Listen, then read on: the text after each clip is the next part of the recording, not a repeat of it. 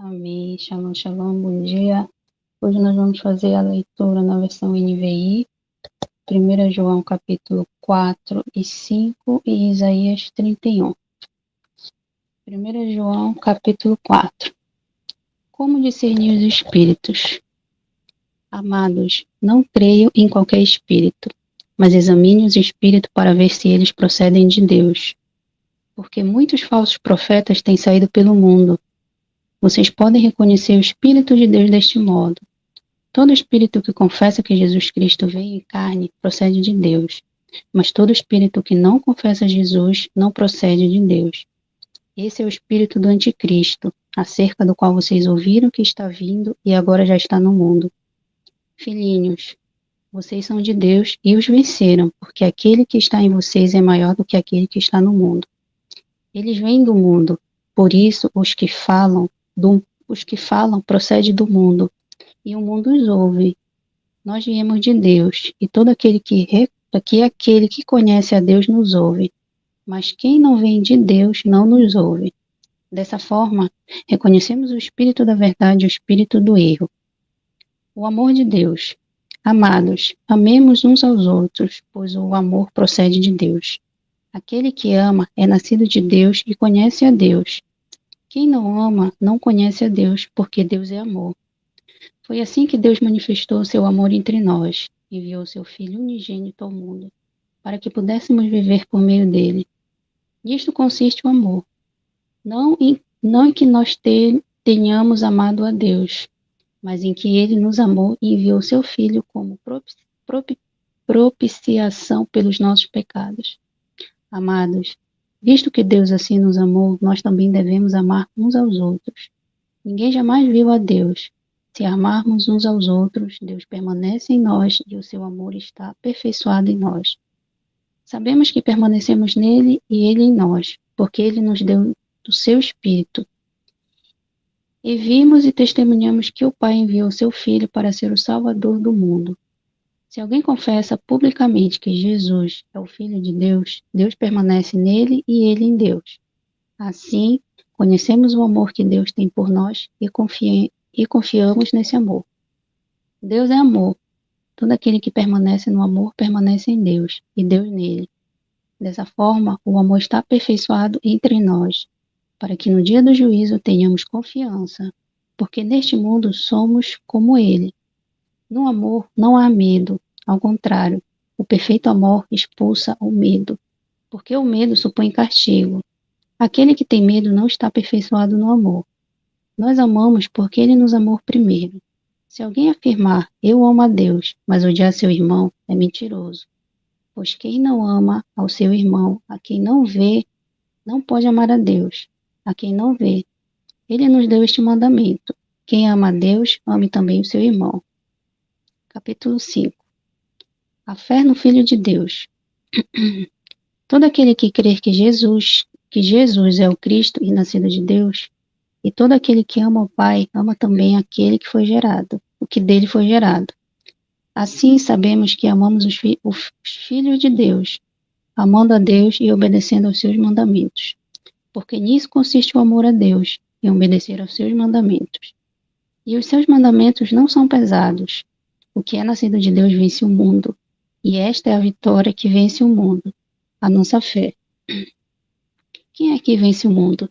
Somente aquele que crer em Jesus Cristo e o Filho de Deus. Este é aquele que veio por meio de água e sangue, Jesus Cristo. Não somente por água, mas por água e sangue. E o Espírito é quem dá testemunho, porque o Espírito é a verdade. Há três que dão testemunho: o Espírito, a água e o sangue. E os três são unânimes. Nós aceitamos o testemunho dos homens, mas o testemunho de Deus tem maior valor, pois é o testemunho de Deus que ele dá acerca de seu Filho. Quem crer no Filho de Deus tem em si mesmo esse testemunho. Quem não crer em Deus o faz mentiroso, porque não crê no testemunho que Deus dá acerca de seu Filho. E este é o testemunho: Deus nos deu a vida eterna, e essa vida está em seu Filho.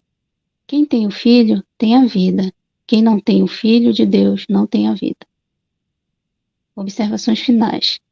Escrevi estas coisas a vocês que creem no nome do Filho de Deus, para que saibam que têm a vida eterna. Esta é a confiança que temos ao nos aproximarmos de Deus. Se pedirmos alguma coisa de acordo com a vontade de Deus, Ele nos ouvirá. E se sabemos que Ele nos ouve em tudo o que pedimos, sabemos que temos o que dele pedimos. Se alguém vir seu irmão cometer pecado que não leva à morte, ore, e Deus dará vida ao que pecou. Refiro-me àqueles cujo pecado não leva à morte. Há pecado que leva à morte, há pecado que leva à morte. Não estou dizendo que se deva orar por este. Toda injustiça é pecado, mas há pecado que não leva à morte. Sabemos que todo aquele que é nascido de Deus não está no pecado. Aquele que nasceu de Deus o protege e o maligno não o atinge. Sabemos que somos de Deus e que o mundo todo está sob o poder do maligno. Sabemos também que o Filho de Deus veio e nos deu entendimento, para que conheçamos aquele que é o verdadeiro. E nós estamos naquele que é o verdadeiro, em seu Filho Jesus Cristo.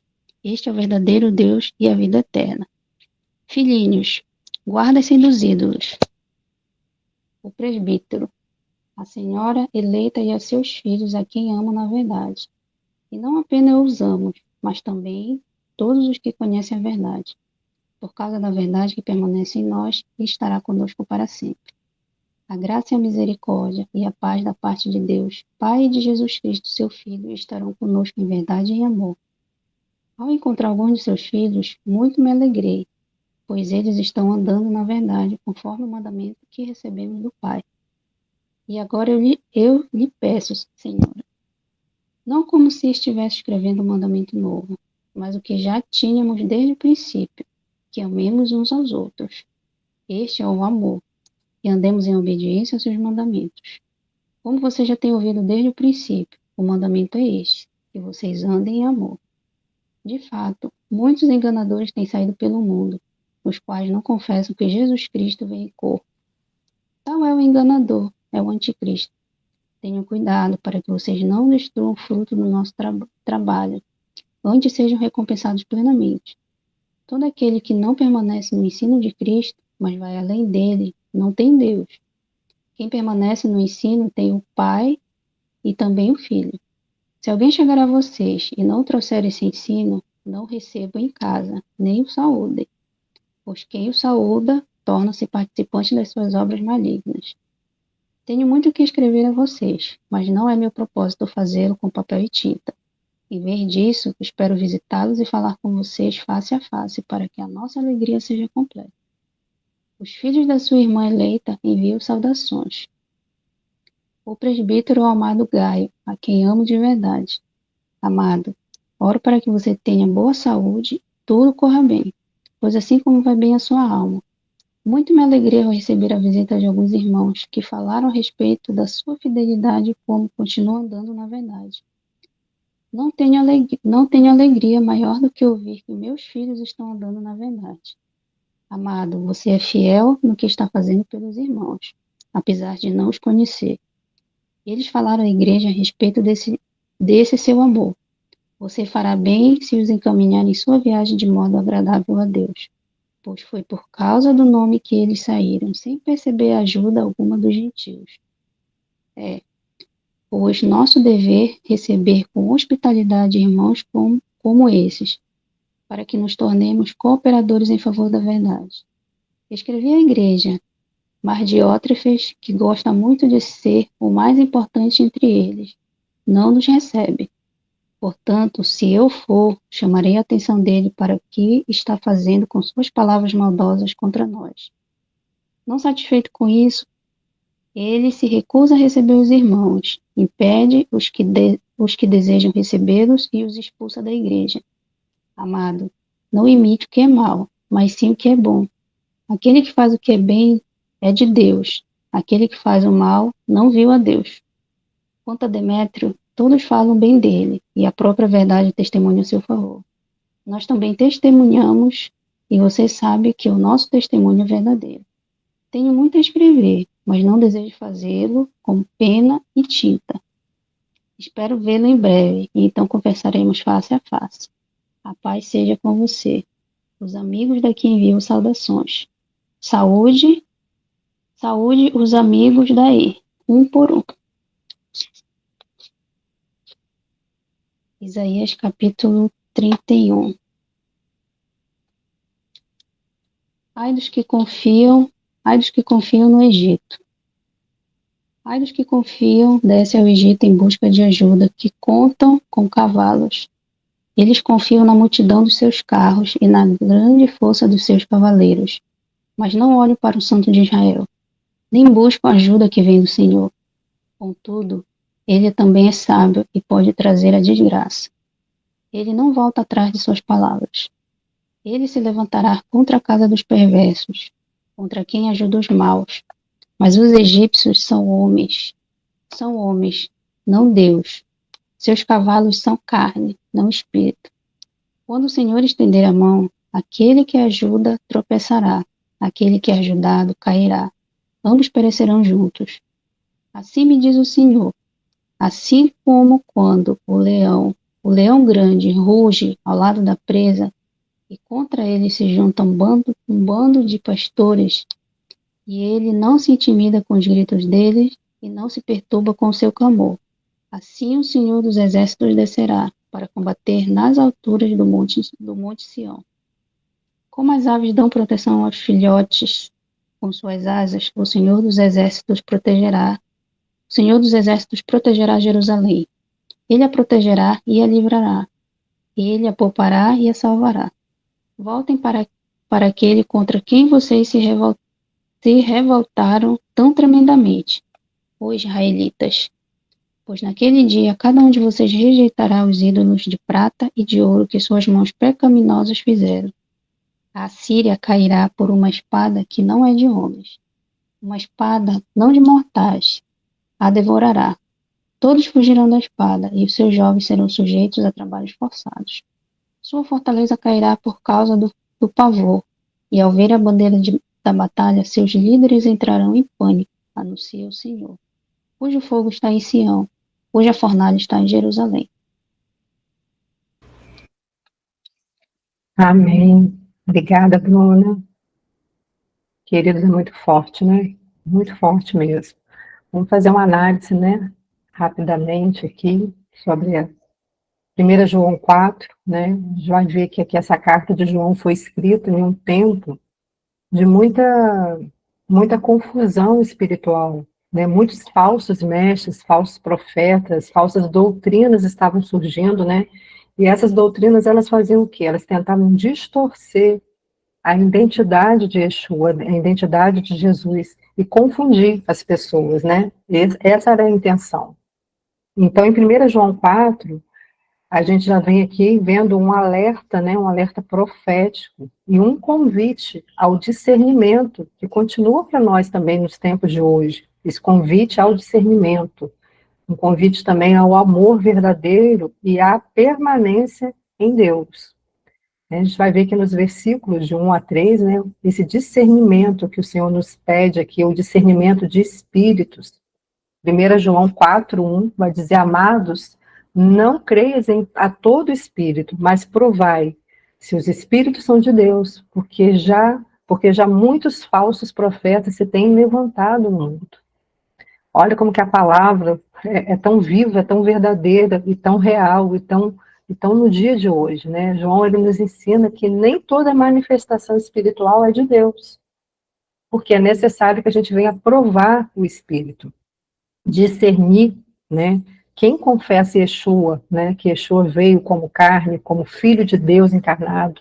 Isso a gente sempre aprende, né? No curso dos anjos com o apóstolo Israel, quando a gente está aprendendo a lidar, a trabalhar com os anjos, a discernir e a perguntar se ele veio, se ele confessa que Yeshua veio como carne, e assim também esse discernimento tem que ser a todo momento, com aqueles que a gente busca. Hoje a gente tem uma ferramenta importantíssima, a internet, quantas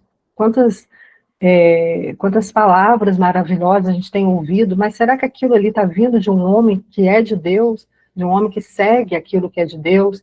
Eu sempre falo, queridos, que gelo também queima. Se você ficar com uma pedra de gelo na mão, ela vai queimar a sua mão. Mas não é fogo. Então a gente tem que saber ter o discernimento de buscar aquilo que é o fogo de Deus, o fogo consumidor. porque palavras bonitas, isso enche o nosso ego e o nosso coração, mas a palavra de Deus, ela vem para cortar, para nos instruir, para nos colocar no caminho certo, né? E nós vivemos em dias semelhantes, onde o que? O espírito de engano, ele está aí e tem enganado muitos, com uma aparência de luz, com uma aparência, né, daquilo que fala que é correto, aquilo que agrada o nosso coração, mas o Espírito do Senhor está despertando, né? Está nos despertando, está nos ensinando a ter esse discernimento e entender. Por isso que é tão importante quando a gente está aqui todo dia a gente tem esse tempo de devocional, de estar se enchendo da palavra do Senhor. João 4:4, 1:4, 1 João 4:4 vai dizer: filhinhos, sois de Deus, e já os tendes vencido, porque o maior é maior o que está em nós do que está no mundo.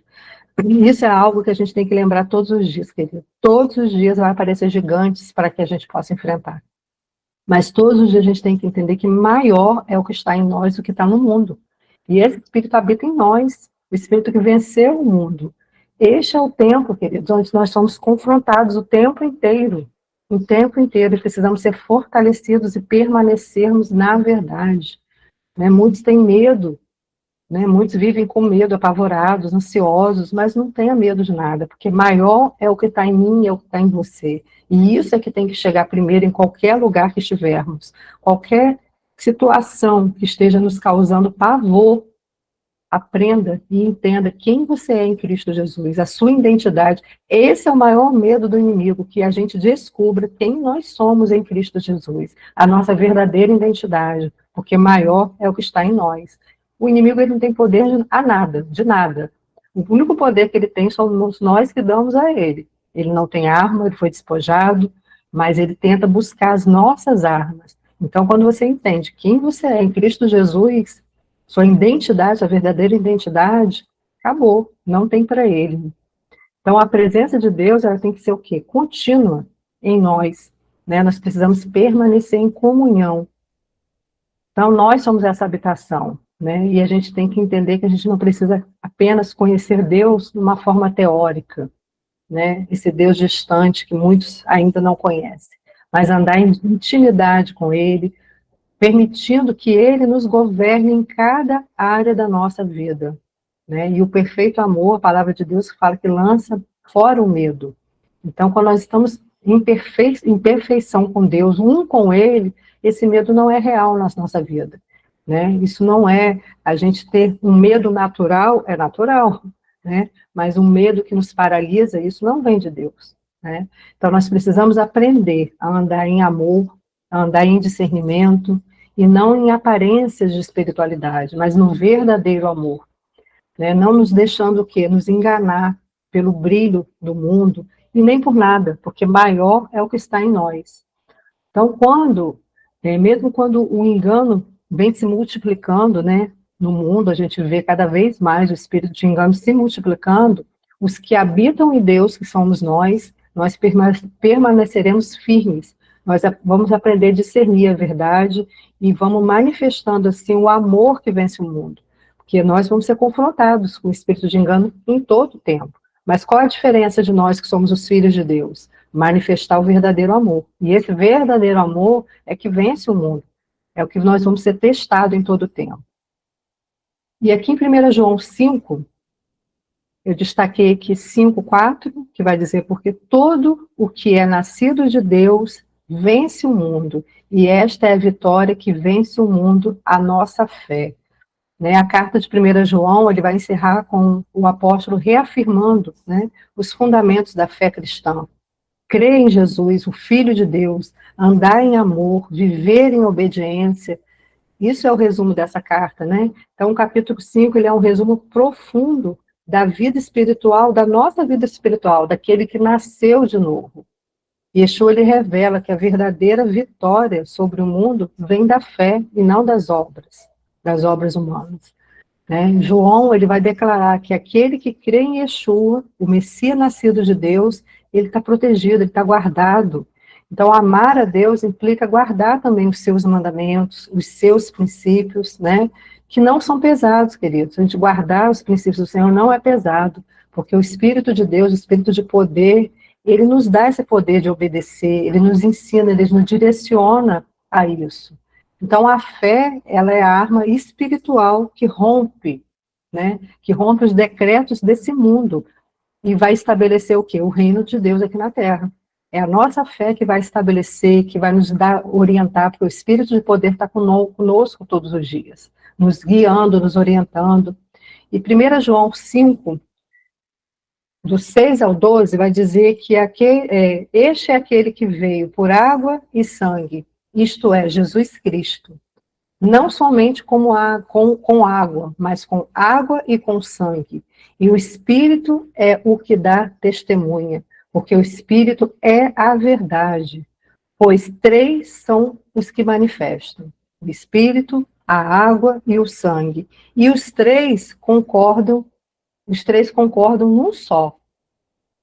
Então, olha isso, João ele escreve a uma comunidade que ela estava enfrentando heresias sobre a natureza de Cristo, né? Os falsos mestres, os falsos profetas, né? Provavelmente ali os gnósticos, né? Eles negavam que Yeshua tinha vindo como um carne.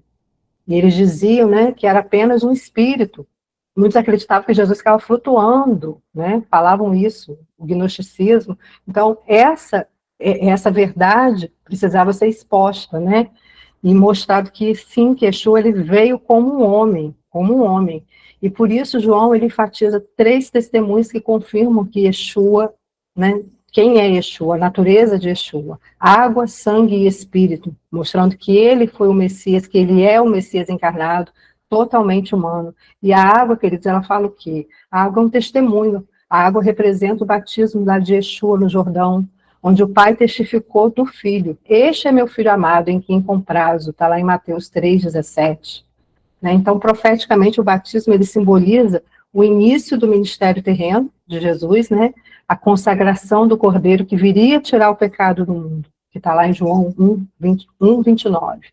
Então, esse testemunho visível da unção do Espírito de Deus que o separa para o cumprimento da vontade do Pai.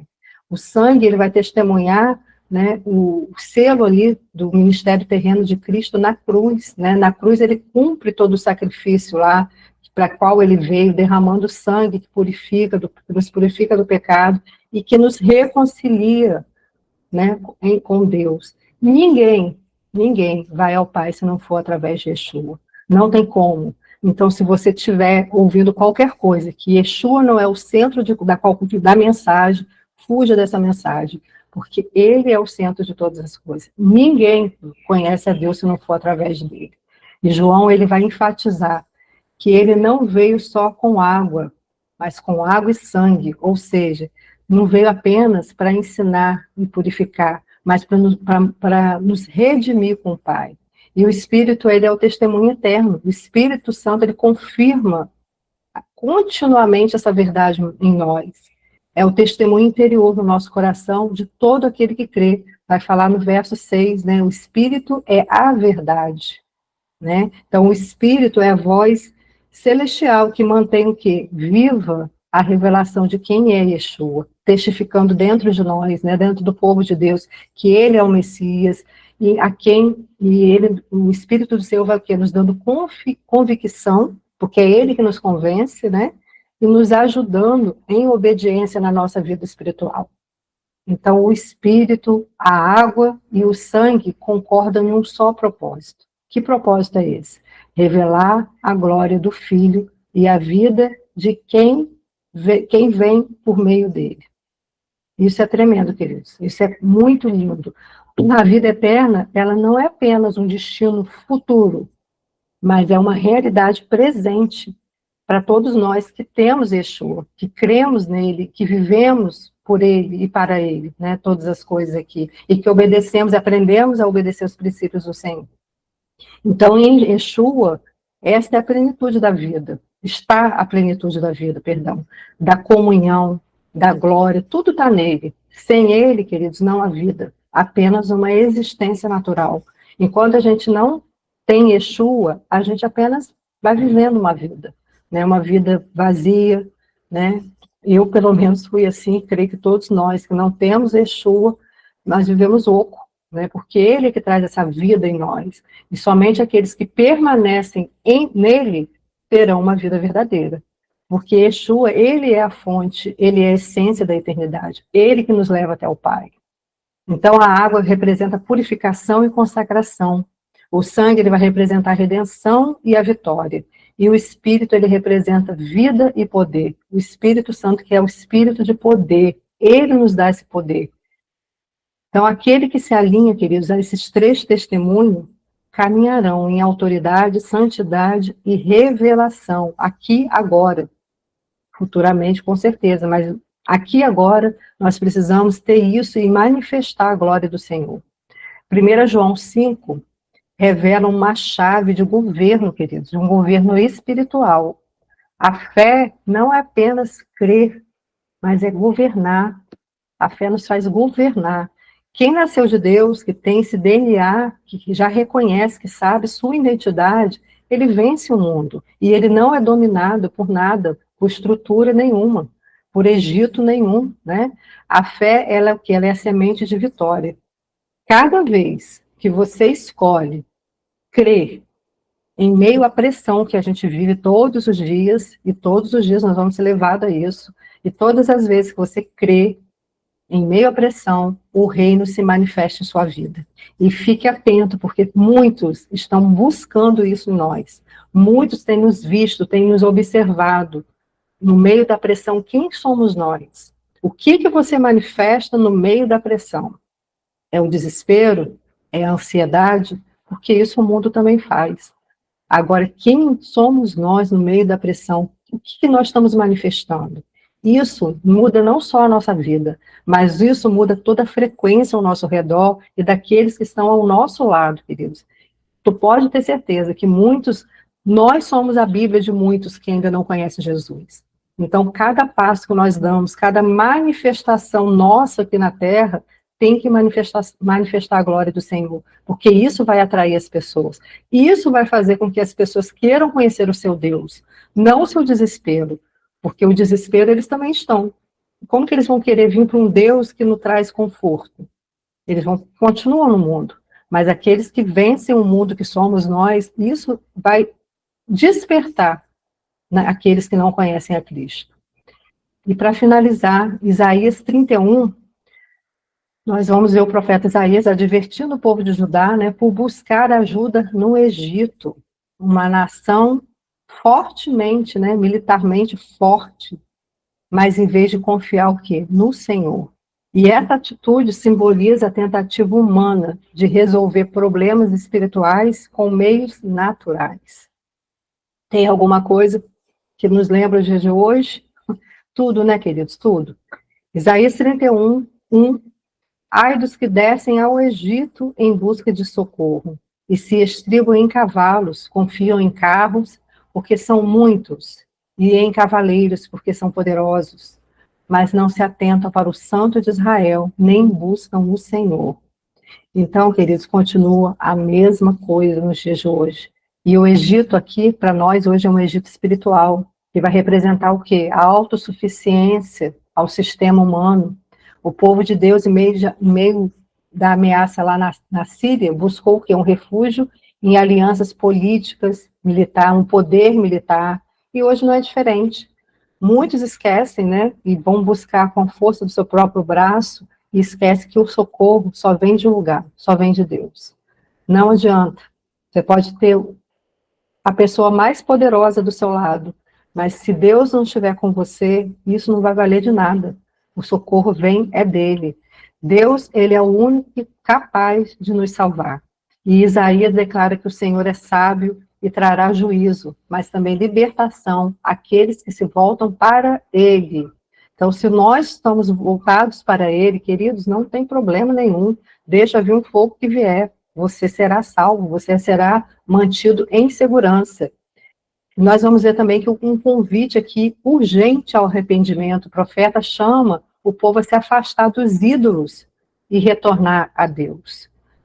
Sabemos que nessa época havia muitos ídolos, muitos deuses, mas hoje também existe muitos ídolos, muitos deuses que a gente fabrica durante a nossa caminhada, né? E às vezes não é uma imagem, muitas vezes não é uma imagem, Mas existem ídolos que nós vamos fabricando. Dinheiro, posição social. Qual é o ídolo que você precisa perder hoje e entender que a sua força não vem de nada, somente do Senhor? Porque a vitória, queridos, ela já é garantida aos que confiam no Senhor. O anjo do Senhor, lá no verso 8 ou 9, vai dizer que o anjo do Senhor lutará pelo seu povo, como um leão que protege sua presa, mostrando que o poder de Deus é incomparável. Então, o Egito espiritual hoje representa tudo aquilo que o povo de Deus deposita sua confiança, em vez de confiar em Deus verdadeiramente. Porque é fácil a gente falar que a gente confia em Deus, mas na hora da prova é que a gente mostra em quem a gente confia. Então, em que a gente está confiando? No nosso dinheiro? Nos relacionamentos que nós temos? Nas estratégias humanas? Ou num sistema, né, religioso, mas sem vida? Em que você está confiando? Então, o Senhor está chamando nós, quando eu falo chamando a sua igreja, somos nós somos a igreja do Senhor. E o Senhor está chamando a sua igreja a depender unicamente dEle. Unicamente dEle. Em tempos, queridos, de crise, de juízo, alianças carnais não nos trará livramento algum. Se você não é firme em Deus, você vai passar sufoco. Mas a libertação virá de quem ouve e obedece à voz profética e permanece firme no processo de purificação. Deus está levantando quem? Os remanescentes, que somos nós. Aqueles que não voltam para o Egito, aqueles que não olham para trás, mas que permanecem o quê? Confiantes sobre a sombra do Altíssimo. Se você confia, você está debaixo das asas do Senhor, na sombra do Altíssimo, acabou.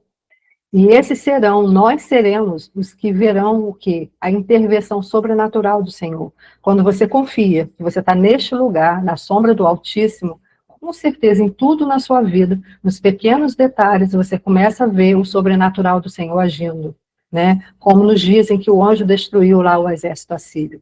Hoje, quando você sair da sua casa agora para trabalhar, para estudar, para fazer o que você tem para fazer, comece a prestar atenção nos pequenos detalhes, nas pequenas intervenções que o Senhor traz durante todo o nosso dia. E Isaías 31, ele é um chamado, queridos, também à fidelidade e à confiança absoluta. Né? Enquanto muitos, né, quando desesperam, fogem para o Egito, buscando uma segurança, o Espírito do Senhor está convocando, nos convocando a ser um povo que permanece na fé. E quando Deus, ele olha e ele vê isso em cada um de nós, ele se agrada e ele luta por nós, queridos.